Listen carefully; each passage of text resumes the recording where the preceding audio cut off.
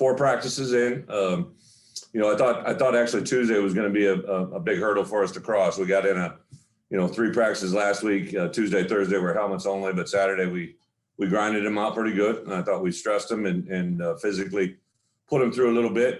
Sunday is a day of rest. We gave them that day off. Monday worked them out, and then Tuesday really didn't know how they were going to respond Tuesday morning, but it was really overall pretty positive. It took another step forward. I think certain guys have continued to buy in to just keep stacking days. Don't really worry about where they're at. Just keep moving forward. I saw, a guy like Owen Carney, just a little thing in an individual drill that we talk about being on the edge and how to play blocks. And I saw him do that. We did a lot of one-on-ones because we had pads on, and O linemen went against D linemen, and there was some growth there. O linemen or wide receivers went against DBs. They competed. I saw some guys that, our quarterbacks, guys made better plays on Tuesday than they had last week and better decisions. So overwhelmingly really positive. But again, there's just things that we continue to do that we can't do, right? Before we can win, we got to stop from losing. We have to do things that prevent us from winning games. We got to take care of the football. We can't have pre-snap or post-snap penalties. We can't, put the ball in jeopardy. And on the defensive side, if we get a chance to make a play and change the course of the game, we have to do it. So I like the attitude. I like our coaches. I like the way they're working, and we'll just see where we go. We're going to back off them tomorrow. Tomorrow we'll be in Spiders. So when you guys come out to practice, it'll just look a little different. You might want to wear your long johns too. It's going to be a little cold tomorrow.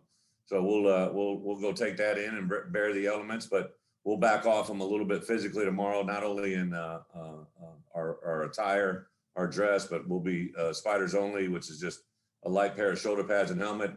We're going to keep it light, keep it crisp, because Saturday we're gonna have a scrimmage and gonna set the bar for where we're at. So I'm excited about that. All right, Robert, you can lead off, and then just the rest of you guys follow in as you line up. Thanks. Yeah, Coach, everybody's a little different on how they do practices. You say you're backing off a little bit tomorrow and then, going a little harder on Saturday. Where would you think you fall on that spectrum? Some coaches want to tackle every practice. Some coaches don't want to tackle until, once every 2 weeks, save from injuries. Where do you think you fall on that spectrum? Yeah, Robert, I would guess if you had to categorize me, I'm probably more into get a little bit more physical than others would be. We do an inside drill, right? We do a 10-minute segment that is focused strictly on running the football, putting a hat on a hat and trying to figure out who can win the game. And, I know there's certain teams that don't even do that. Like, it blows my mind, but when I have NFL personnel come in and watch our practices, they get excited because they see an inside drill, which a lot of people don't do. I don't, in the past, that was something new to these guys here. They really hadn't been around that. I think, from a tackling standpoint, we practice tackling every day. I don't believe tackling has to involve us taking this, a player to the ground. We will this Saturday, but we really work on certain specific things. We have what I call RTDs, so run tackle drills. We do 2 of those in every practice, which is 10 minutes out of a 2-hour practice every day that really just focuses on how you run the football and how you tackle the football. And it's everybody does it, except for the O-line, D-line might be separate, the interior D linemen. So I'm probably a little bit more on the heavy end, but I also I try not to practice stupid. I don't want to do things that just to say that we did it, it checks a box. I think I want to practice with high IQ as coaches to make sure we're getting better at what we need to get better at. Okay, thanks. Hey, Coach, we just had on with us. Just what do you think he can bring to you long term? What's in short term, long term? What does he mean for you guys? Bob, I first just knew of him as a player. Unfortunately, didn't get him to Wisco, but knew of him and his ability as a player. Then to watch him grow and saw him compete and saw him play at a high level. When I got here, he was one of the first guys to reach out to me. Had heard from a lot of former players, but he was interested in joining the program in any fashion that he could. His window of being a GA had expired. He had talked to the previous staff a couple times about that, but it didn't materialize. So he was a guy I kind of had in the back of my mind, someone I wanted to get in the building. I didn't have a coaching spot for him on the field because he couldn't be a GA and I couldn't get him on the field, but I was very intrigued with who he was. Literally stayed after me and was in constant contact, but it wasn't like in an annoying way. He was just reaching out, and every person I engaged about Terry spoke highly of him. And then when I sat down and interviewed with him on a couple different occasions, I just felt this is a guy we need to have in the building. So he really serves as a high school personnel director, but also, you know, I call it the line relations, but dealing with former players that are out in the world coaching in state, out of state. But he'll be in contact with high school coaches from coast to coast. And I'm going to rely on his strengths, right? He's had a very successful career already in the high school coaching world. He's tremendous at building relationships. I think he can help educate us on things that he's learned as a high school coach, but also to have another former player in this building who had tremendous success just gives us all an advantage. I've been very dedicated to getting former Illini back in the building and building into what's been successful around here, but also what hasn't been successful. So he's a young coach in age, but I think he has a maturity level to him as a person that I'm very excited to tap into. We had your kicker receiver yesterday. You have a lot of those in your history, a lot of kicker receivers. And how's that going to work? You know, it's a in progress. Caleb, what jumped out to me seriously is we're into winter conditioning and we're having these drills. And I mean, we have guys, you know, making daily contributions to trash cans left and right. And I'm like I'm watching this guy go through these drills, and all these guys are around him sweating, bending over, you know, and he's just kind of sitting there smiling, looking around, being Caleb, you know, and I'm like, what's with this guy, you know? And then I was talking to somebody that first week, and they're like, well, you know, he was captain of a state championship team that, you know, he you know, was an unbelievable athlete and everything we do. And then he caught punts. I remember him catching a punt in the Penn State game, like, and all this stuff. And I'm like, what are we doing here? So again, George McDonald at his finest. I hadn't even really discussed it with anybody. And before a Tuesday morning workout, Gio comes over to me. He said, hey, can I grab Caleb and work him in my individual drills? I said, absolutely, if it's all right with him. So I had actually said something to Caleb about, you know, possibility of doing this, but we literally just threw him in there. And you know, he looks a little bit like a kicker going through wide receiver drills. But, you know, we believe in here. Kickers are people too. So we're giving him an opportunity to, you know, show what he's got. I don't know where it's going to end up. But I did want him to know that he's still in a race to become our starting kicker, right? He came here and he's obviously a very talented player. So I didn't want this to take away from that. And again, I think communication's been great, and we'll see where it goes. Thanks, Coach. Thank you. Good afternoon, Coach. I wanted to ask you about your flip-flop Fridays and how that started, and I guess just like that entire aspect of your program. Well, flip-flop Fridays, really, I think it was a player that came up with it, but you know, I think that on Fridays during the season, you want your players to be about as relaxed as they can be, right? Everybody gets uptight, everybody gets worked up. When you're playing good football, the better you play, the intensity level goes up that much more. So I would let them just, you know, we won a lot of games, and I think a lot of it was because of the way we approached Friday. So that probably continued from there. The whole flip-flop thing is a longer conversation. I grew up a young man in Provincetown, Illinois, 1,800 people, and hadn't done a lot of world traveling, never been on a plane until I went to college, and went to college, you know, experienced, you know, air travel, but the first ever really vacation I ever went on in my entire life, I was a first-year linebacker coach, and they, at the University of Iowa, they take you on a cruise at the end of every recruiting cycle. And all of a sudden I was on a cruise and I'm in the Caribbean, and first stop we go to, I think, was Jamaica or Barbados. And I get off and everybody's kind of just having fun, right? Everybody's loose. Everybody's kind of just, you know, the sun's going, beats are popping, and I look around, everybody's got, you know, sandals or no shoes on. And I'm like, man, these people are happy. Now, there might've been other reasons they were happy, but at that point in time, I took it that they were wearing, you know, sandals. And then literally I get back, and 2 weeks later, I go to do a clinic in New Jersey, and fly, and I land, and like everybody was like, you know, kind of bristly and you know, not very warm and receptive, and everybody's wearing tight shoes and boots, and everybody's got their feet all tied up. And I thought the world would be a better place if everybody just wore flip-flops. But it's just good. It's what I feel. I know our players have made a little bit of a deal for it, but it's just kind of the way we roll. So how important is it, I guess, just for the players to understand that, yes, it's a business and you need to be focused, but it's also a game, and you just need to have fun and keep things loose. How important is that for you in the building? I think it's just got to be who you are. Like, they don't have to emulate me or be me, all right, but they have to understand me. Like, and I think the part I really want our guys to know is when it's time, when you walk across that white, all right, there's a different level of intensity you got to have. You can still have fun on the football field, but it's with the right structure. When you're off the field, right? Like, we got some things planned for them this weekend. Being a holiday weekend, that after the scrimmage on Saturday, we got a special meal for them. Let them love them up, let them have a little bit of fun. We're actually going to be able to have the families, their immediate families are going to be able to come to practice this Saturday. And again, we preach family all the time, and I wanted to be able to do something a little bit different for their families, even though we're not going to be able to interact with them or be engaged with them in the stands. They're going to be able to see there and watch their sons for the first time in a long time. And I think that's a big deal. So family is very important. And however I got to relate with these guys now, I'm just trying to be the best me every day. I want them to be the best them every day. And hopefully we'll get there in the end. Thanks, Coach. Appreciate it. Absolutely. Hey, Brett, if I could follow up on Terry, how does his story, stay home, go to the NFL? I mean, that's obviously a pitch that you guys have put out there quite a bit. How does that uniquely resonate with prospects that you guys are after? How much weight does that carry?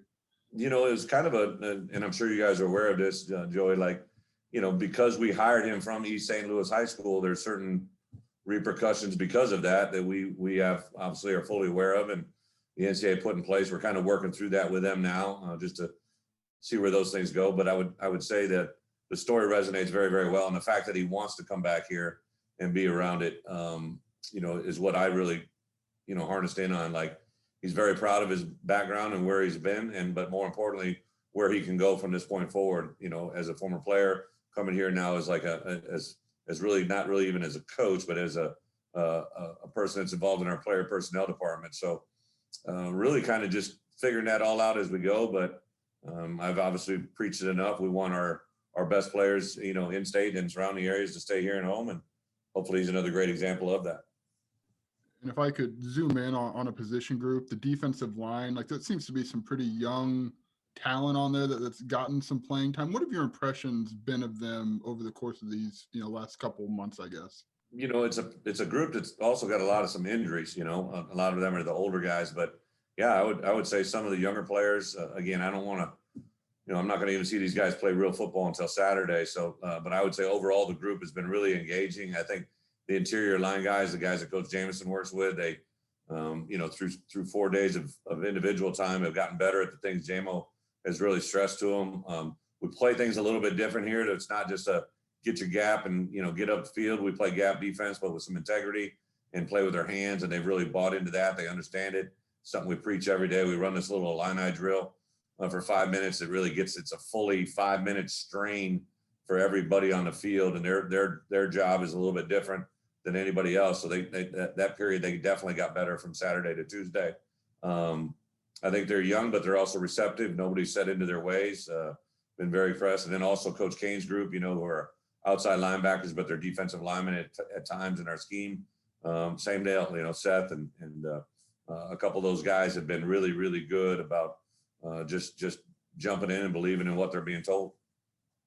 Thanks, Brett. Yep. Hey, Brett, actually had a question about somebody on the defensive line. You just mentioned injuries, so this might play in. I asked Terrence a couple days ago about Bryce Barnes, and he said that Bryce was out and that you might be able to provide more information. So wondering if you are able to. Yeah, Bryce, unfortunately, isn't going to be able to go through drills with us this spring, but everything about him gives you very, very excited. I mean, obviously, I know he, got a little bit of playing time last year, but, just looking at him physically, he's thick, strong, got a good lower body. I know he's looked like he's developed his body in the right way, very engaging. He's been able to help us in a lot of ways with just kind of the transition here as a staff. I'd love to pull for him, obviously being a local kid, Gift City kid that just seems to do everything right. Unfortunately, we can't get him till the fall, but every indication I've learned about him at this point have been nothing but positive. And then I'm kind of spreading this out over a few position groups, but just wanted to talk about some of those transfers who have come in, guys like Calvin Hart and Chase Hayden and Prather Hudson, and maybe your impressions of them now that you've actually got to see them kind of work a little bit in person. Yeah, CJ Hart has been, when I reached out to Dave Dorn, Dave had him at NC State, and the first thing Dave said to me, he goes, I didn't want to lose this kid. And that always trips and Dave and I are very close. So I knew he wasn't just, throwing it out there to throw it out there. Very aggressive, very intuitive, has the ability to probably play multiple positions. Mom and dad raised a good kid. Dad's a pastor. Mom and him really have, created a pretty good young man that listens to what you're telling me. Will come in and get individual time with me. I know he'll come in, get individual time with Coach Boo. It's probably going through the nuances of playing in a different defense. He called me last night. It was about 9 o'clock. I was walking out of the building here and we shot the breeze for a minute. And it was really, I was kind of explaining like, hey, I love the instinctive things you do. And I know you're frustrated because sometimes you got to learn to play a block a little bit different in different systems. And that only benefits you. If your true enhancement in life is to try playing the NFL, nobody's going to do it the same up there. So the more you expose yourself, the better it'll be. Couldn't be more pleased. Chase Hayden, a little bit unique because obviously I've been around him, recruited him, know his family well, think the world of his family, and they know how to produce good football players. And I would tell you, your dad plays in the NFL. There's a certain level probably that everybody sets, and I think the fact that Chase just wants to walk the path of his own, knowing his dad and mom, they're very proud of what he's been able to accomplish, battle through a lot of perseverance. He came alive on Saturday, but really came alive yesterday. I thought overall our three, top running backs between Reggie, Chase Hayden, and Chase Brown, those three guys really made a big jump from Saturday to Tuesday. I give Coach Patterson a lot of credit for that. Just like they made a big jump in ability to run the football. So pleased with him, and he fits in well with the team. Now, if you ever interview Chase, man, get ready to, write down the few words he says. He's a man of few words, but a man of heavy action. So you're going to like the results on the field. He's just probably not a great interview. It's hard to get anything out of him. And Prather, what I love about Prather, I think he started 53 straight games at Georgia, right? And played in a variety. How many guys you see play offense, defense, and special teams at that level? And high football IQ, again, comes from a great family background, brought in immediate intensity into the workouts, has great short change of direction. I think Ryan has done a great job of kind of finding where he might be best in our defensive package. He'll be a major contributor for us really in all phases, defense and special teams. Don't need him on offense yet, trying to get him locked into these other two phases here first. But what I love about him, and here's a guy who's, been at the highest level of the college football playoffs, and he comes in and carries that presence into the building, which has been a great asset for us. Thank you, Bret. Thank you. Hey, Bret, hope you're well. 4 years later, you finally get to coach Luke Ford. What's it been? Yeah, Jeremy, it's a great question. So you probably know the backstory. He committed to us first, and I remember my tight end coach, Barry Lunny, who's actually the offensive coordinator when we play UT San Antonio next year. It's kind of an interesting way that whole world works. But I sent B. Lunny up to his high school, and I remember he was watching him play basketball, and he called me, he's like, Bret, this kid's a freak show. He do everything you think we saw on film, and we need to make a move. So we obviously offered, and then a couple weeks later he committed, and then he got really popular with the rest of the country and decided to decommit. And being the calm person I was at 47 years of age, 4 years ago, I wished him luck on his way in so many ways and said, listen, this is a decision you're going to make, and I wish you the best of luck. And then it was interesting when I got my first phone call from Josh and I'm looking through the roster, I just started chuckling because I realized what could possibly happen. And as this thing's unfolded, I'm excited for him. All right. But I challenged him last week, and I think he can get to a position. I was kind of shocked when I went to the Penn State game and I didn't see him on the field all that much. And I think there's a variety of different reasons why that may or may not have happened. So he and I had a good conversation, and I think the guy that probably has impressed me the most from Saturday to Tuesday when we put the pads on, truly might be Luke. He's training, he's competing, he made a couple great catches. He's by no means there.